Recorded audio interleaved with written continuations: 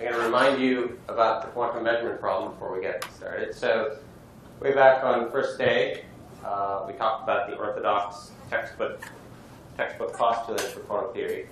And we noticed some inconsistencies. So if you apply the collapse postulate to the system, then you find that the system state evolves indeterministically and discontinuously. Whereas if you imagine that the measurement device is modeled dynamically as just another system that's coupled to the system of interest, and then you apply the unitary evolution postulate, because that pair of systems is isolated, you find that the pair of them evolve deterministically and continuously. And the question was, how can you reconcile those two things? And then the quantum measurement problem was about how, if you apply the measurement as a collapse postulate, then you find at the end of your measurement, your system and your apparatus do have determinate properties, and cats are either alive or dead. Whereas if you take the composite of system and apparatus and whatever it takes to make the system isolated, then the whole thing evolves unitarily, and you get an entangled state which involves both those different macroscopic states in superposition. And because such a state, well, let's take a look at that a bit more carefully. This is the kind of state you end up with if you start with a superposition, for example, of Z up and Z down, apparatus ready, you couple them together, you get this kind of entangled state. And the problem with this is that it's not an eigenstate of the projector onto the apparatus indicating up, and it's not an eigenstate of the projector for the apparatus indicating down. So normally we wouldn't say that the apparatus indicates a definite outcome for this kind of quantum state. It's sort of, Schrödinger's terminology was that it's sort of smeared out between these two options. So that, we talked about the problem with the orthodox interpretation. And then we had a discussion about different ways out. And the one we've been looking at for the last few days has been to deny that the quantum state is a complete description of reality and to assume some invariables, as we do in de Broglie and Bohm. But another option was to deny that unitary dynamics is indeed the correct universal dynamics for all systems. So one option there, which we discussed, was that maybe there's one kind of dynamics for classical objects, large microscopic objects, and a different kind of dynamics for microscopic quantum objects, and some sort of coupling between the two. And I mentioned that there hasn't really been much success in these kinds of hybrid models where there's an actual cut between classical and quantum. It turns out to be very difficult to couple two dynamics like that. Where there has been more success is in what are called collapse models or dynamical collapse models. And there the idea is that you assume that unitary dynamics is incorrect and it's replaced with some other dynamics, but that dynamics is universal. So it doesn't matter what kind of system you are, you follow this novel dynamics. So you don't need any notion of a cut to decide what sort of dynamics to apply. Everything follows the same dynamics. So that's what we're talking about today. So the new dynamical evolution law for the quantum state that you need to posit to avoid the quantum measurement problem and the inconsistencies that we saw in the orthodox interpretation either has to be nonlinear, or it has to be indeterministic, or both. And I'm going to show you examples of each of those sorts of variations. So you need to recover both unitary evolution and the kind of collapse dynamics you see during measurements as special cases of this sort of evolution. So in particular, you want it to be that when you look at microscopic systems, so just a few maybe elementary systems, then they should obey unitary dynamics to a very good approximation, because that's what we see in the lab. But if you have macroscopic systems in the sense of having many, many components being highly composite, then it should obey collapse dynamics to good approximation, as we see in the projection postulate of the standard interpretation, the standard formalism. So the motivations that people have for following this sort of approach are first to achieve a realist interpretation of quantum mechanics rather than just operationalism, to ensure that it's possible to still say that psi is a complete description of reality. So to avoid hidden variables, this is one way of avoiding introducing hidden variables. And finally, unlike these hybrid models, there's no cut, so you don't have to say what an observer is and what a system is. It's a universal dynamics that applies to everything. And realists tend to like this sort of thing. If the cut was between observer and system, you'd have to have a notion of observer somehow in your postulates. That's the sort of thing that a realist wants to avoid. Okay, so first case, this is not going to take much time, would be modifications which are nonlinear, so nonlinear alternatives to unitary dynamics, but deterministic. So the idea here would be that although if the spin is up and your detector is ready, your detector registers up, and if the spin is down, your detector is ready, and the detector registers down, it is not the case that if your spin is a superposition of these guys, it evolves to superposition. So if it's linear, of course, then this would have to be true. But if you have nonlinearity, then it doesn't have to evolve to that. So you can hope to avoid this kind of Schrödinger cat-like state. So the idea would be that this state over here evolves to something like this. The spin is up and the apparatus indicates up. Or it evolves to something like this, where these two states here, which it is, could depend on things like the coefficients in the superposition, the particular state of the apparatus, and so forth. But there'll be some non-unitary dynamics that specifies precisely which it is, following deterministically from the details of the initial state. And the indeterminism we see in measurement outcomes in this sort of approach would just be subjective indeterminism, not knowing all the details of the values of these coefficients or the state of the apparatus is what means that you can't predict which of these two outcomes will occur, even though, according to the nonlinear dynamics, there's some deterministic one of those guys. So turns out that these sorts of approaches were tried briefly. So I know of a few papers in the 70s that tried this sort of thing. But they have all kinds of problems. So as soon as you introduce an evolution that's nonlinear in the quantum state, you get all sorts of predictions that deviate from quantum theory. So you can typically use this to send signals faster than the speed of light. You can use it to discriminate non-orthogonal quantum states. So there's an evolution that takes you from two states that are non-orthogonal to two states that are orthogonal, and then you can do a measurement on those. You can clone. You can do all the things that in the first week we sort of saw were impossible according to quantum theory. For most kinds of nonlinearities you might introduce. So most of the ways you might think of trying to achieve this also imply deviations from the predictions of quantum theory. And to my knowledge, no one has ever come up with a scheme which could reproduce the predictions of quantum theory to good approximation in some limit and achieve a resolution of the measurement problem in this sort of way. So there hasn't really been any success for these kinds of dynamical collapse models, so far as I know. The ones that have been more successful are the ones that are linear in the quantum state, but they're indeterministic. Okay, so the final state now isn't going to depend, is not going to be completely fixed by what the initial state was. So the idea now is that this quantum state we would like to have evolve indeterministically to one of these two guys. This guy with probability a squared, this guy with probability b squared. So clearly it's no longer a unitary evolution because unitary evolution is deterministic. But we can still imagine that it might be a linear evolution. So if I have a coherent superposition of two states, the kinds of probabilistic evolutions that follow from that might just be a linear combination. I think that'll become clearer when I show you the details of how the model works. So there's two sorts of issues that you have to resolve if this is the kind of approach you want to take. The first is called the preferred decomposition issue. So you want to know what should a quantum state like this collapse to? What basis of states should it evolve into? So there's lots of different bases of Hilbert space. And I can imagine an indeterministic dynamics that would take me to one element of some basis, but you need to specify which basis it is.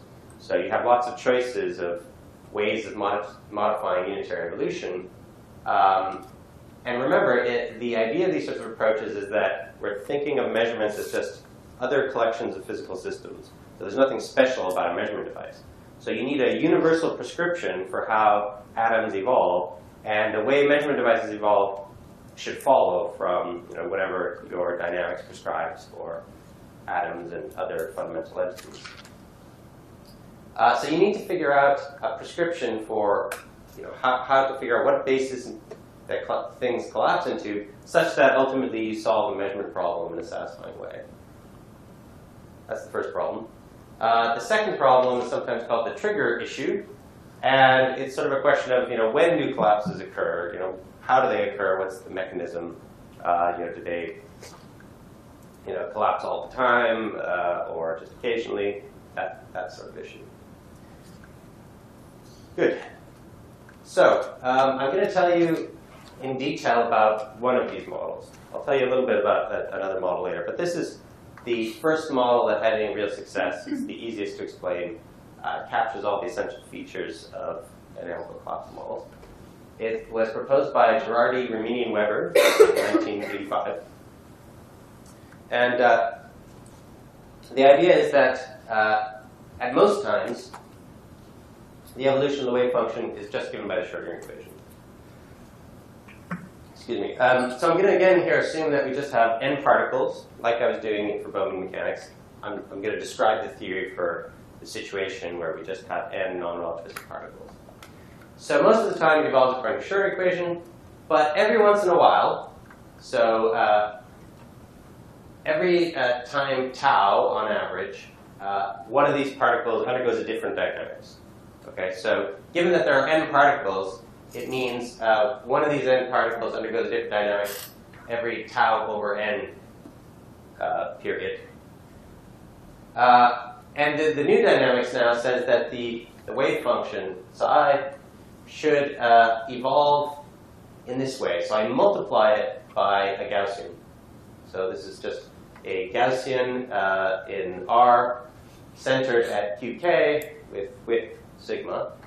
So the kth particle in this set, Rk, gets multiplied by a Gaussian centered here. And then the whole wave function gets renormalized. So I have to divide by some factor, and that factor is just the integral of j times psi mod squared. So if you just think, what do I need to make this factor in order for this wave function to be normalized? Well, clearly mod squared of this has to integrate to 1. So that tells you that p has to be this.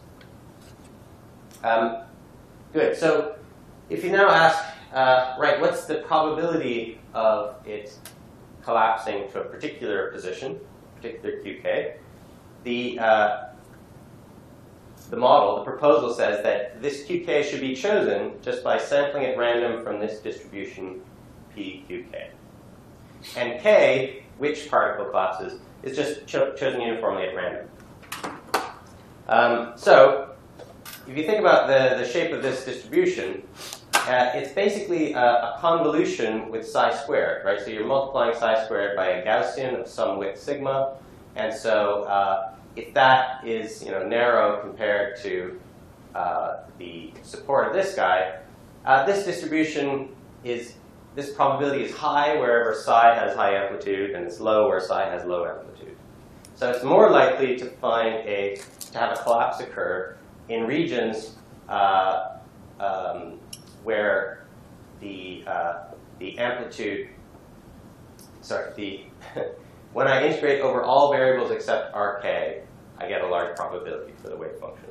So if I just calculated the probability of finding a particle at position Rk for this wave function, okay, that's quite close to this probability distribution. I just have to convolute it by this Gaussian factor to get this probability distribution. So it's sort of what you would expect, that it says, oh, collapses are going to occur in places where the wave function has larger amplitude. Yes? What's that sigma? So sigma, in this approach, is basically a new parameter. It's like, consider it as a new fundamental constant for this model. So proponents of collapse models say, well, it could be that we could understand the values of sigma and tau by some deeper theory. But for the moment, we should think of them, in the context of this theory, as just new fundamental constants of nature. And they're chosen as follows. So tau, which remember is the amount of time on average it takes for a single particle to collapse in this model. So tau is taken to be about 10 to the 15 seconds, which works out about 100 million years. So if you've got a single particle in an interferometer in your lab, and you're looking to see it collapse, you'll have to wait a long time, according to this model. So everything you observe in the lab should be consistent with unitary dynamics, because it's unlikely that you'll ever see a collapse occur for a single particle. The sigma, the width, to answer your question, is chosen in these models to be about 10 to the minus 7 meters, so tenth of a micron, which is about the size of a large molecule. And the idea is that we need to make sure that things like apparatus pointers and Schrodinger cats end up appearing localized. And for our purposes, this is small enough. Everything we observed is only verified to be localized at a scale that's larger than this one. So that's sufficient. I'll talk a little bit later about why these two values of the parameters, there are reasons not to make them much smaller or much bigger. And we'll come to that. OK, so this, in one slide, is basically the whole theory. Right? These are the postulates.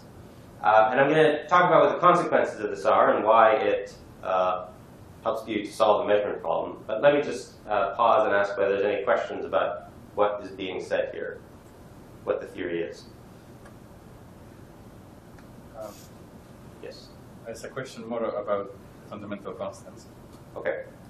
Is there some fundamental reason for them to have these values rather than others? Would there be some reason why the mean time of collapse for one particle has to be so big? Well, you could imagine if you made it very small, suppose you made it very small, say it was nanoseconds, then according to this model, any attempt to do a double-slit interference experiment or a Mach-Zehnder interferometer interference experiment should find that your interference is highly degraded because your particles aren't evolving unitarily. They're constantly being collapsed in a fuzzy position basis. And therefore, as they get far apart, I should lose the coherence between those two terms of the wave function, and I shouldn't see interference. So if I made it too small, it would be ruled out by existing experiments. And then the other side of it is that if you make it too long, I'm going to show you how this solves the measurement problem. If you make it too long, then it no longer solves the measurement problem for you. Like Schrödinger's cats would be in superpositions of alive and dead for too long if it was much longer than this. Yes? Is this convolution passing the momentum of particles? Is it what? The convolution, Yeah. is it making the momentum fuzzy as well? Is it making the momentum fuzzy? It is changing the profile of the wave function, and so the probability distribution of momentum is also changing, just because it's a Fourier transform. So one thing you can say about this new dynamics is that it doesn't conserve energy. When one of these collapses happens, let's say I had a wave function that was very spread out, it had hardly any features in it, so it had very low kinetic energy. Kinetic energy goes like a gradient to wave function. And then I localize it. Now it has much more kinetic energy. So this collapse process clearly violates energy conservation. And that's just part of the model. They say energy conservation doesn't hold on average. And over time, the energy is going up. Now, if you calculate how quickly it's going up, because of these parameters, you find that it's an incredibly small heating, which is extremely difficult to detect. So again, experiment doesn't rule it out, the fact that the universe is heating up very slowly according to this model. Question? Mm-hmm. So is this not deterministic? That's right. This is non-deterministic. So that's here. They say when they say k is chosen at random and qk is sampled at random from qk. Randomness here means not subjective knowledge. You just don't know, but rather here the idea is that there's nothing in the world that determines which it's going to be. It's just objectively random. Now again, you might say, oh, perhaps there's a deeper theory which could explain this randomness by something else, which you don't know. But that's not the proposal here. That would be a different proposal.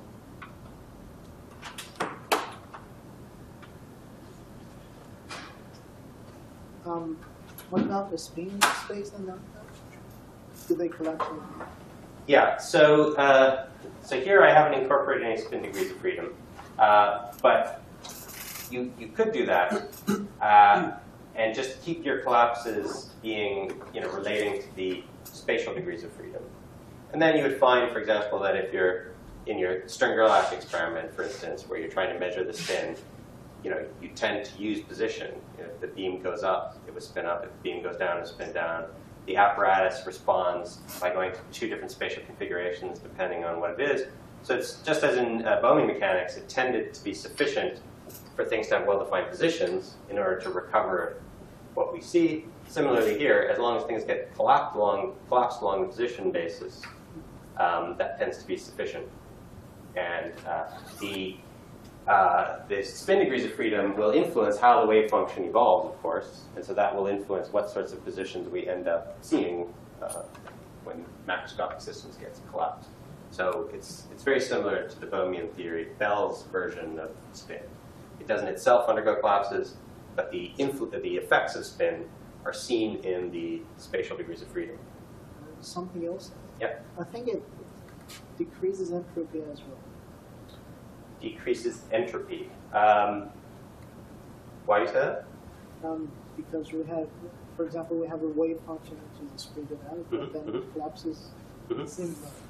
So it's true that if you calculated the entropy associated with, for example, the classical probability distribution over position, that's defined by the wave function squared, then if you localize, your entropy for that distribution will go down.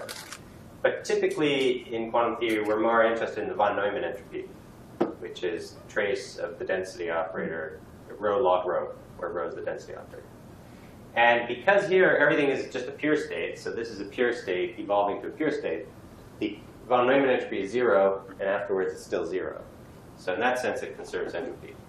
Of course, when you take into account the fact that you don't know which outcome has occurred, right? So maybe you read your apparatus and you get some knowledge. But suppose you haven't looked at things, and you just know that these systems have been evolving, there's many of them, so they're undergoing collapses.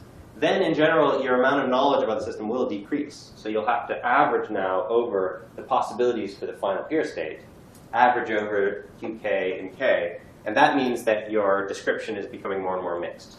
So you might have had perfect knowledge of the initial state psi, and then you let it evolve, and you don't know what's happened. It's undergone some collapses. Those are objectively stochastic. Therefore, you don't know anything about them a priori.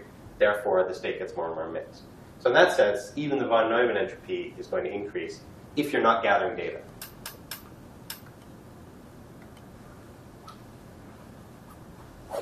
Other questions?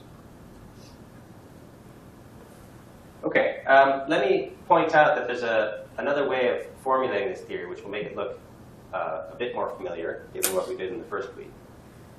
So I can always think of this, I can write things in the Dirac notation. So on the previous slide, I'll just go back to it, I was writing everything in the coordinate representation. But I could do it in Dirac notation if I want. So I just have ket psi. And then I can think of this collapse step as multiplying psi by some positive operator, which is defined this way. So it's square root of ek, where ek is now an integral over the position eigenstates with this Gaussian profile. So it's the square of that j that we saw back here. So if I just put j squared into this integral, that's the positive operator I'm referring to. And the PQKs are just the expectation value of this positive operator. So does this look familiar at all?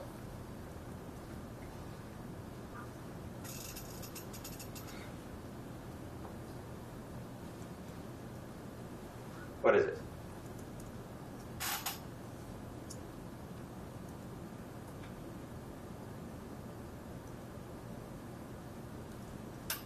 I'm not suggesting that this particular Gaussian profile looks familiar, but you have here a positive operator. The probability, it's labeled by QK. The probability of QK is given by the expectation value of that positive operator for the state psi, and the state is evolving by multiplying that vector by square root of that positive operator. POVM. Yes. So you can think of this as a POVM the outcomes of which have a continuous label. So we didn't really see that in the first week. All the POVMs we were dealing with had discrete outcome spaces. But you can also define POVMs for continuous outcome spaces. And so if I choose my normalization constant appropriately, these can be a set of positive operators such that if I integrate over qk and I sum over k, they go to identity on the space. And so I can think of this as, so in this context, it doesn't have anything to do with measurement. But this is the same sort of set of operators that could appear in a fuzzy measurement of position. So there are measurements of position that tell you everything there is to know about position. And then there are other measurements of position that are kind of noisy. So if this is my positive operator, and it's not a delta function here, if this width is not arbitrarily narrow, then it's not a position eigenstate that you're projecting onto. But nonetheless, you're getting some information about position when you do such a measurement. So it's a fuzzy measurement of position. And we spoke a little bit, and I think you saw in one of your homework assignments, that the analog of the von Neumann projection postulate for POVMs is often taken to be the square root of the POVM element acting on the state. So this is how states would evolve under a measurement of that POVM when you get the particular outcome qk.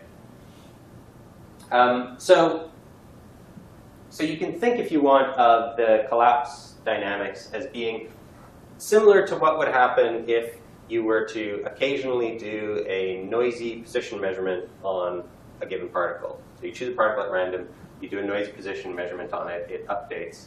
That's the effect of this dynamics. But for the collapse theorist, this isn't a measurement. This is just a fundamental dynamical process that happens to the particle. Maybe it looks a little bit more familiar if I write it in terms of the density operator. So rather than writing it in terms of psi here, just take the outer product of psi with itself. Then you have a root ek on both sides.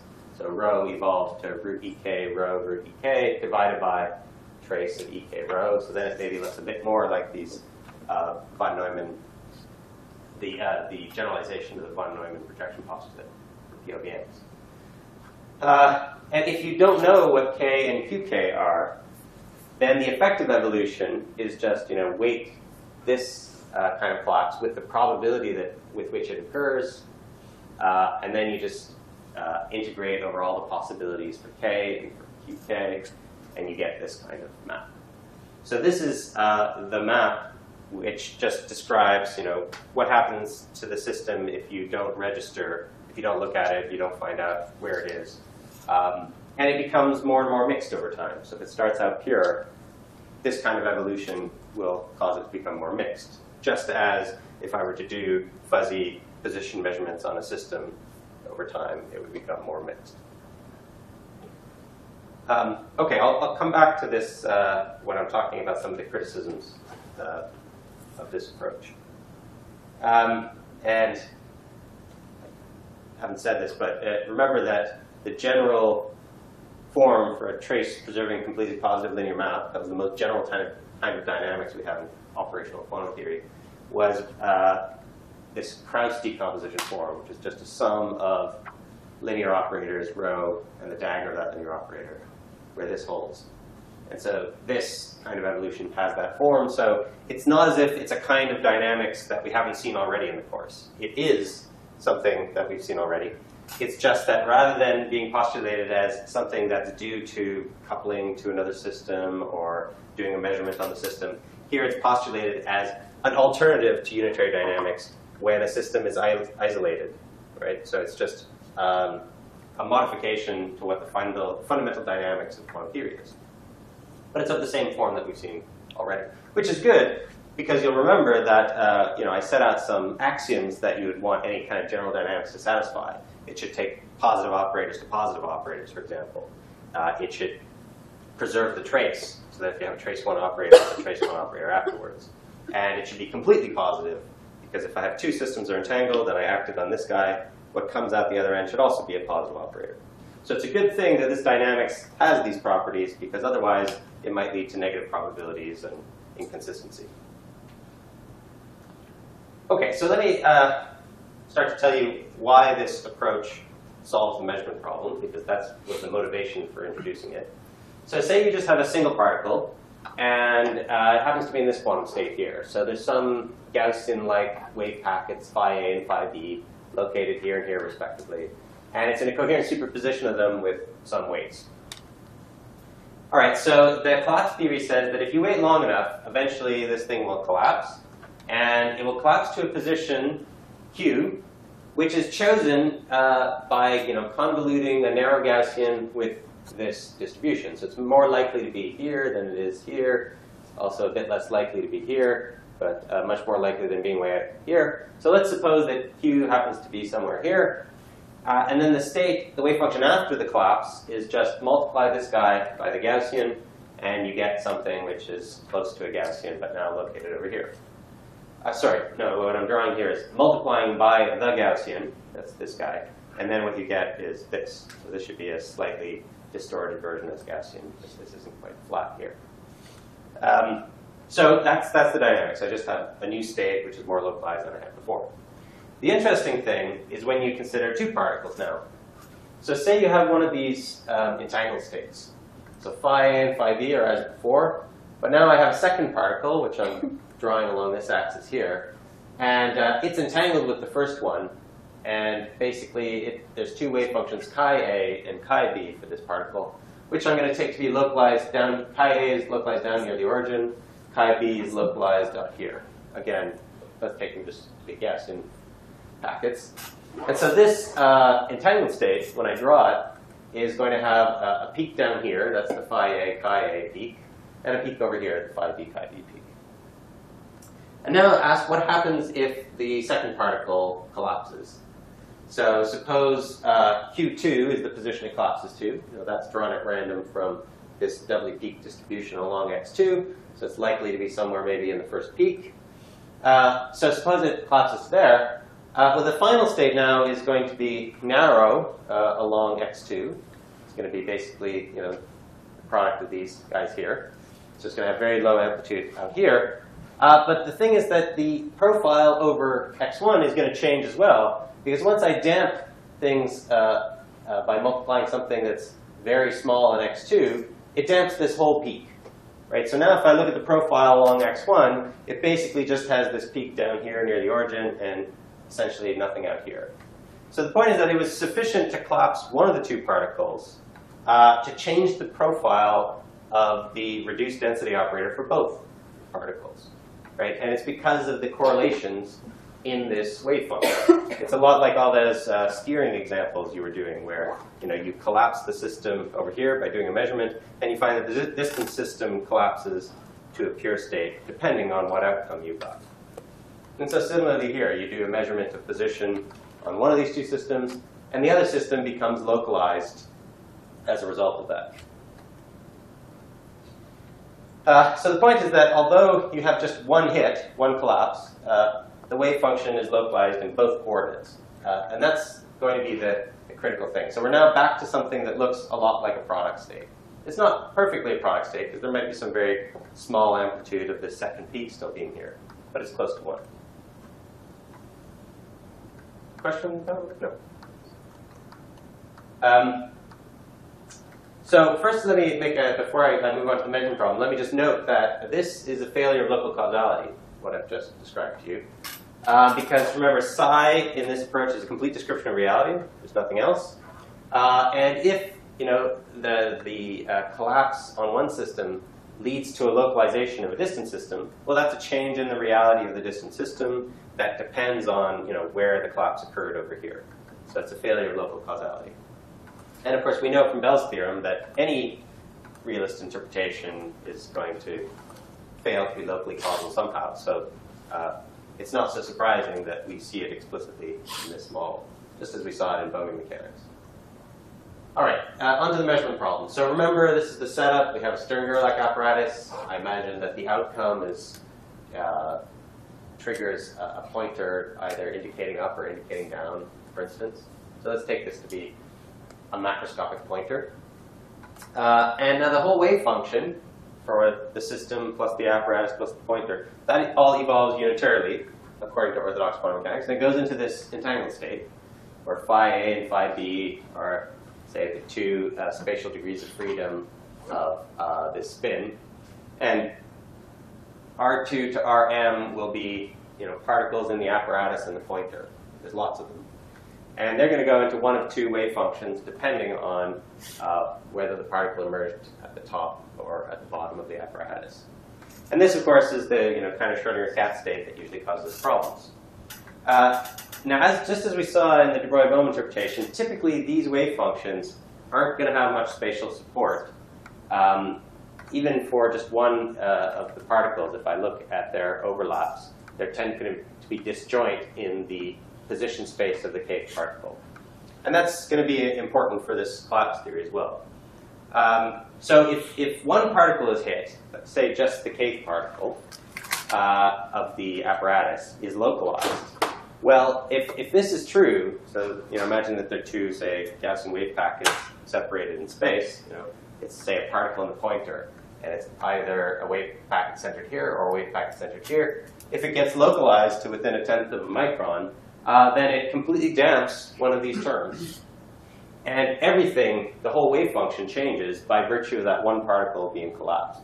And I get essentially just one term left over. And if you say, well, what's the probability that it's going to be collapsed to this term or that term? Well, again, if you think, what's the probability of locating the kth particle at qk, it was just given by the slight smearing of the quantum probability for actually measuring the particle to be at qk.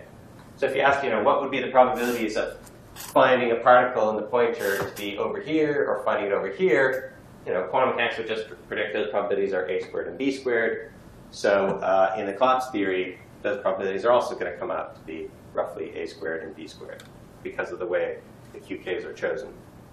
And so what we're going to find is that the whole wave function, so psi prime is the wave function after the collapse, is going to be this product state, maybe plus some negligible terms because the amplitude hasn't totally gone to 0. But it'll be essentially this kind of term with probability a squared, and essentially this kind of term with probability b squared. And so we have solved the measurement problem. That's the kind of thing that orthodox quantum mechanics says ought to happen. It's the kind of thing that we use to make successful predictions about what sequences of measurements we'll find. Now, if you have, say, 10 to the 20 particles in your apparatus or your pointer, and you ask, how quickly is this collapse process going to occur? Only one of those particles has to collapse. That's the key. That's the beauty of this approach. You don't have to collapse all of them. One is enough to reduce you to one of these terms. So if you've got 10 to the 20 particles there, and one collapse is sufficient to localize the whole wave function, well, the fact that every one of them only collapses every 10 to the 15 seconds is not so important, because at least one of them will collapse every 10 to the minus 5 seconds. So what you expect is that for a macroscopic object, the collapse of the whole wave function, when it starts out in one of these entangled states, is going to happen very rapidly. That's exactly the kind of thing you wanted, right? For a single particle in an interference experiment, or a few particles, the collapses are going to occur so infrequently that it'll look just like unitary dynamics. But as soon as you couple it into 10 to the 20 degrees of freedom in some sort of entangled state, now the collapses that really change what's going on occur very rapidly. And so you never see Schrödinger cats in superpositions of alive plus dead, because as soon as they go into one of those superpositions, one of their constituents will likely collapse, and it'll go back to being just one of the terms. Yes? So you're assuming that every single one of those 10 to 20 particles is spatially disjoint within 10th of a micron. That's right. So so in my example, there's all the particles that are in this pointer, all the particles in this pointer are certainly spatially disjoint. You might say, oh, there's some particles down here that aren't spatially disjoint. But when you're dealing with numbers like 10 to the 20, it doesn't matter really. As long as these things have an Avogadro's number worth of components, this collapse is going to occur incredibly quickly. So what if you isolate some system that's kind of not too big and not too small, so that the collapse could happen on like a few seconds scale? Mm-hmm. You actually experimentally test that? I'll talk about the difficulty of experimentally testing this. Actually, that might be the next slide. Let's see. Yeah. Yeah, why don't I talk about that now? Well, let me ask, are there other questions about this resolution of the measurement problem?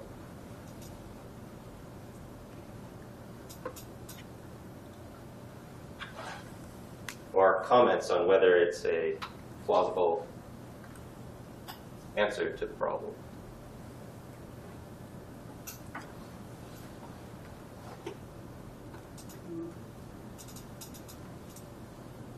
Mm-hmm. Shouldn't the particles be entangled so that this collapse happens? Which particle? That's huge system. In this case, please. Well, if the simplest case to imagine would be something where I have n particles which are a superposition of all being here or all being there, and then if I just collapse one of them, they all collapse to being here or being there. In more complicated scenarios, I might have some degrees of freedom that aren't spatially disjoint in this big superposition. But all I really need is for at some point, down the line, as I amplify this quantum signal up to a macroscopic scale so I can read it out, at some point, the information about which outcome occurred has to be encoded in a large number of degrees of freedom which differ in their spatial configuration. And as long as that's satisfied, the collapse theorists will be able to argue that in a very short order, the wave functions can evolve to just one of the two terms. So it's similar to what the Bohmians needed. They needed for the two terms of a superposition to be spatially disjoint, so that only one of the two terms was an occupied wave and the other term was empty. And they needed it to be difficult to re-interfere those two terms. Here, you ensure that there's no re-interference because after a short time, it's collapsed and the other term's gone. It has zero amplitude, so there's no chance of re-interference. Here, decoherence plays a slightly different role. A decoherence, which is the coupling of many, many more degrees of freedom to this particle, it plays the role of making sure that there's enough degrees of freedom that encode this distinction in a spatial way so that collapses can occur quickly. Right? So decoherence, again, is important here because I need to make sure that this information is redundantly encoded. And coupling to an environment is a great way of getting a very quick redundant encoding. If I have a mesoscopic sized pointer, but there's light scattering off of it and all sorts of other things, then very quickly, many, many degrees of freedom down the line, things that are interacting with the light or the air in the room will pick up information about which of the two options it was. And if one of them collapses, then the whole wave function collapses. Yes? You were saying here again that the preferred decomposition is where the macroscopic degrees of freedom are just support. Yeah, so here they haven't put in a preferred decomposition for the total of the space by hand. In a sense, the choice of preferred decomposition came back in the commitment to projecting into this noisy position basis. So in a sense, here they were sort of encoding a preference for position.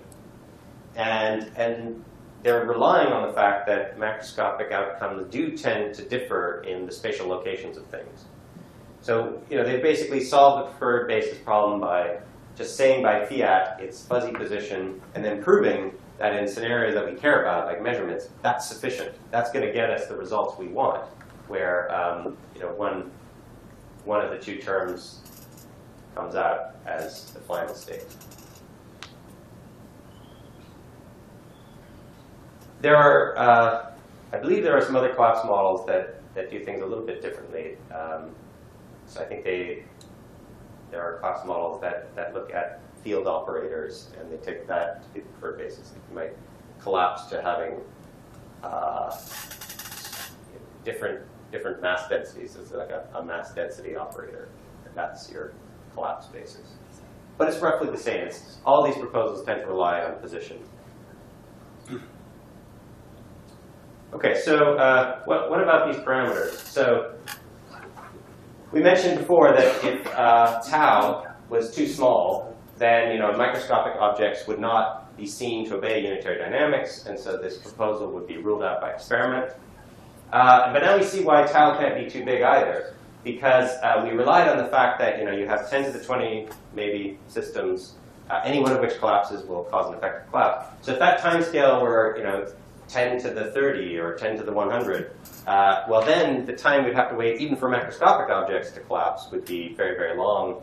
And again, we would say that the model would no longer solve a measurement problem. It would say that Schrodinger cat states should persist for a long period of time. So there's a region sort of in between the experimental bounds that are set on small systems evolving coherently and the size of systems that we tend to see as well localized. And so tau has to be between those two bounds. And then if you look at sigma, so remember sigma was the width of the Gaussian that induces the collapses. So if it's too big, like if it were meters long, then I would expect to find Schrodinger cat states wherein I had coherent superpositions of two things that are macroscopically distinct. Like my pointer would stay in a superposition of indicating two different directions because the Gaussian wouldn't localize it to one of those two. So you want to have something, this is all according to the collapse theorists, you want to have something that makes sure that things appear localized to us. And so something like a tenth of a micron is sufficient for that. But if you made it too small, then remembering that every time you localize something, you add a bit of energy, right? Because you've increased its kinetic energy. If you made it much, much smaller, then you would have excessive heating, and you start to be able to detect that in your experiments. So there are some bounds on how much anomalous heating there could be arising from collapses. And so you have to make sure that this thing doesn't violate those experimental bounds. OK, so what is the experimental status of these sorts of things? Can we rule out this model? That was the question we had just a minute ago. It's very hard to rule these things out. And the reason is that if I want to prepare a large number of systems so that I can get this time scale for collapse down to something that's experimentally measurable, like, say, seconds. So I need a large, large number of systems to do that. And as soon as I have that many systems, it becomes incredibly hard to isolate them all from their environment. I need to be able to have a scenario where I have n systems that would evolve unitarily were it not for this collapse mechanism. But that means that I actually, to have something where they would evolve unitarily, I really need to make sure that there's no environmental interactions. Because if there's any genuine interactions with the environment, then of course that thing's not going to evolve unitarily. But it won't be due to some collapse mechanism. It'll just be due to quantum mechanics and the fact that it's coupled to this other system. So it's extremely hard to isolate large systems from their environments. And like building a quantum computer is hard for that reason. If we could build a quantum computer with a huge number of qubits in it, then we could start testing collapse theories. But we're far away from doing that sort of thing. So it's a real challenge to test them directly in terms of seeing this collapse mechanism occurring for a large number of particles. I mean, if you go to a small number of particles, the problem, of course, is that you expect it to almost never occur. And then again, it's indistinguishable from occasionally having some stray interaction with an environment and losing coherence that way. And then the second thing is that it's this amount of heating that occurs in the theory is very low, and it's also difficult to detect that.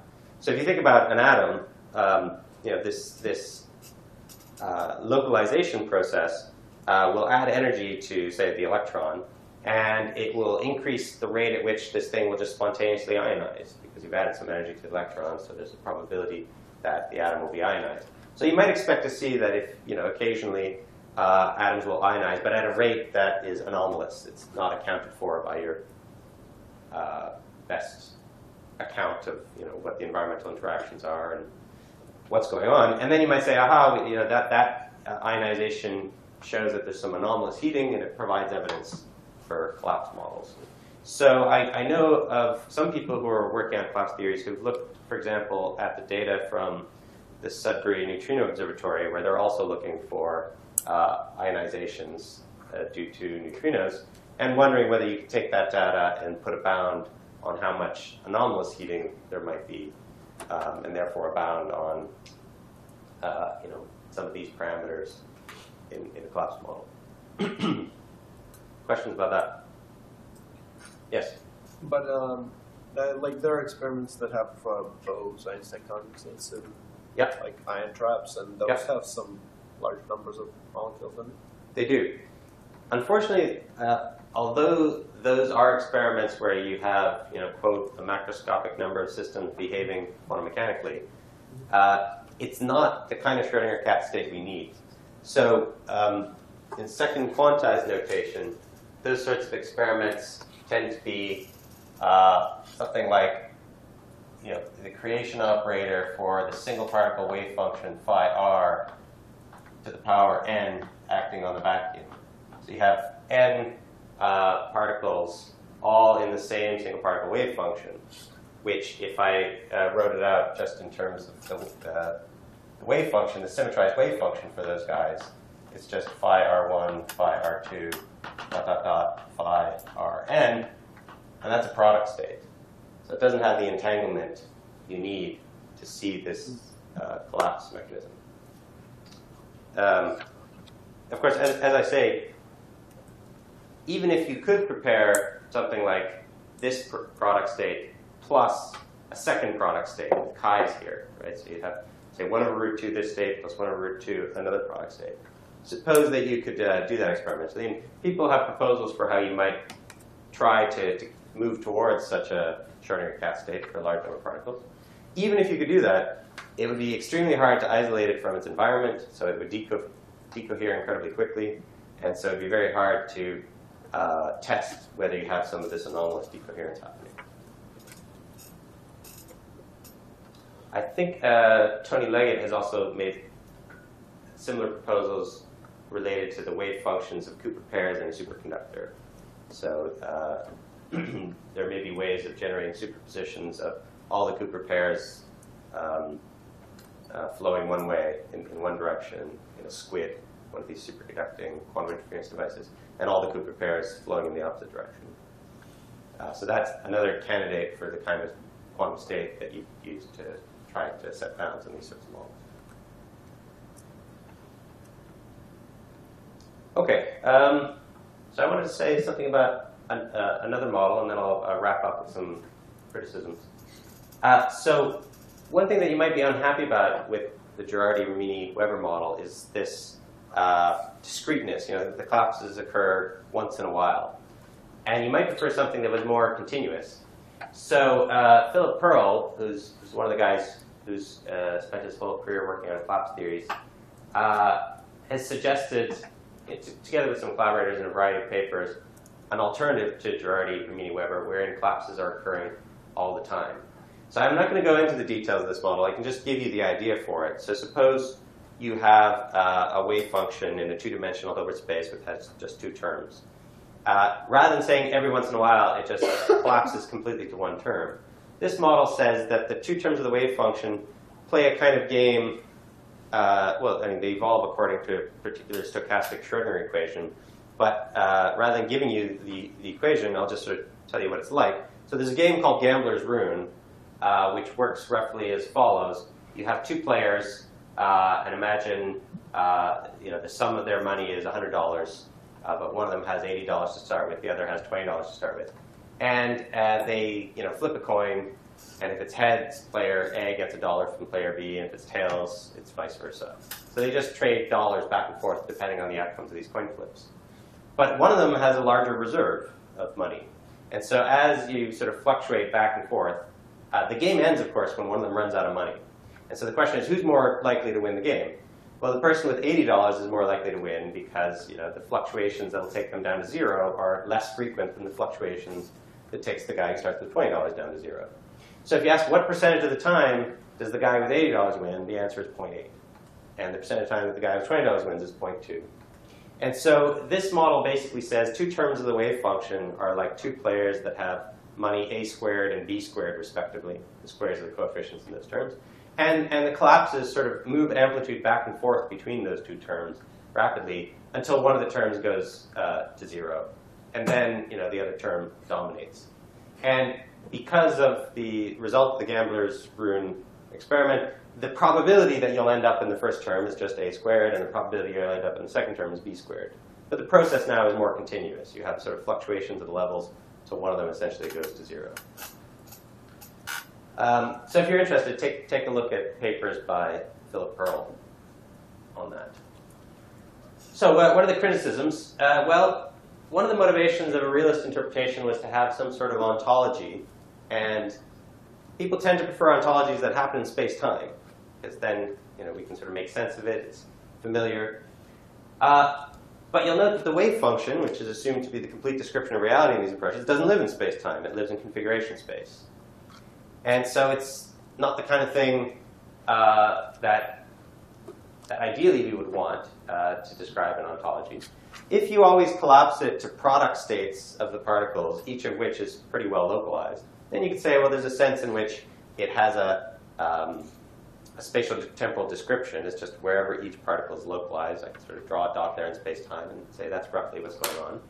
But people sometimes complain, and this is called the tails problem. They complain about the fact that those superpositions, like the entangled states, when you suppress one of those peaks, you haven't really taken it to 0 because you've multiplied by this Gaussian, and the support of the Gaussian is the whole space. So in a sense, all the past history of the wave function with all its features is still there at very low amplitude, and you haven't really eliminated it. And so the ontology is not quite as simple as you might like. There have been some suggestions for what to do about this. So John Bell has a nice idea that maybe if we really wanted a purely spatiotemporal ontology, all we have to do is say those collapse events are all that's real. So remember, in, say, the GRW theory, there was events where, say, the kth particle collapsed to position qk. So imagine there's a flash in space-time at the position qk at the time at which that collapse occurs. And there's a flash in space-time where some other collapse occurs for some other particles. And so if you look at a space-time diagram, you'll just see all these sort of flashes occurring. And Bell's idea was that maybe that's enough. Maybe we can sort of think of the reality of the world we see around us as being defined in terms of just those events, those particular collapse events.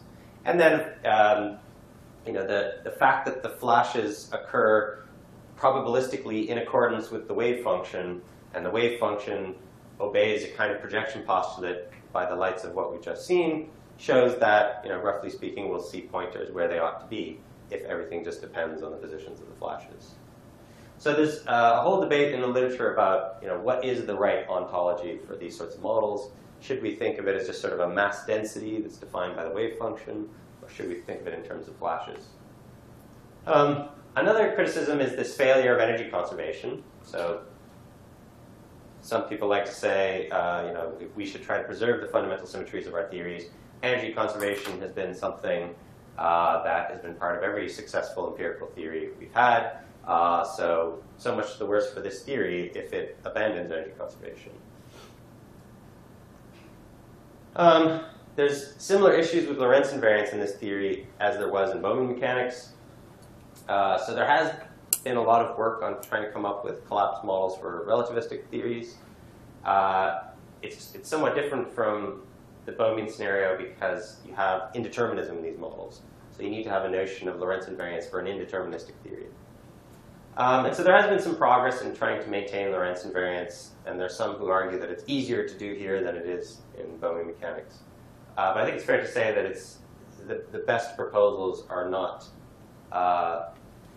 it's not clear that they achieve a kind of Lorentz invariance that you'd really want to have. It's not clear that they go far enough. So I'm not going to talk about the details of that, but it's certainly something that people complain about for collapse theories. I mean, we did see that local causality is violated. So there's a failure of relativistic structure in that sense, at least. And then the final point, which I'll spend a little bit more time on, is the following. That suppose you went to the lab and you did find some of this anomalous decoherence. So things, you have a model of what's going on in your experiment, and you think that something's going to evolve unitarily, or at least you think that it's going to decohere at some very small rate. And then you measure the decoherence rate, and you find it's higher. And you've taken into account everything you can, and you say, well, I really can't account for this extra decoherence I'm seeing. Does that vindicate the collapse approach? Well, on the face of it, in a sense it does, because the collapse approach predicts that kind of decoherence. But the problem is that there are alternative ways of explaining it. So let me take you back to the slide where I pointed out that the dynamics that this approach posits is a trace preserving completely positive map. Right? So this is the case where you don't take account of where the collapse has occurred. And now let me remind you that any one of these maps has a Stein spring dilation. So you'll remember from way back, every density operator has a purification. So this is an entangled state whose reduction is that density operator. Every POVM can be implemented by doing a projective measurement on the system and an ancilla, which is prepared in some pure state. And the relevant case for us, every one of these maps on a system can be implemented by preparing some ancilla in a pure state, unitarily coupling the system to that ancilla, and then forgetting about the ancilla. So this collapse dynamics is no exception. If I went to the lab and I saw a system undergoing this dynamics, even though, as far as I could tell, I had managed to isolate it from any other degree of freedom I know about, I could still say, oh, well, maybe that just means that there's some other degree of freedom that wasn't in our theories previously, but it's out there, and it's coupling to my system in a unitary way, and I'm just seeing the decoherence that's a result of that coupling. So in lieu of positing a fundamental indeterministic new kind of dynamics, I could just say, oh, I must postulate a novel quantum degree of freedom that we hadn't known about before that's coupling into the system. And that's why we're seeing this anomalous decoherence. So that's a way out of, or a way to explain this sort of thing. All right, then this is the last slide. I just wanted to mention that there are other ideas for how to induce collapses. So the basic idea of these sorts of models is that the rate of collapse for a macroscopic object depends on a number of fundamental constituents. Every particle is undergoing collapses very slowly. If you have enough systems, you'll get the macroscopic object collapsing. But there are other ideas for how to get this sort of balance. You know, microscopic systems should behave unitarily. Macroscopic systems should behave in a collapse dynamic sort of way. So one idea is that it has something to do with gravity. So Roger Penrose has written a lot about a criterion for collapse involving a difference in terms of the wave function corresponding to a single graviton. And then there have also been proposals, for example, by Tony Leggett, that it might have something to do with a measure of entanglement of your overall wave function or the complexity of the overall wave function, which determines whether a collapse is going to occur or not. But as it stands today, none of these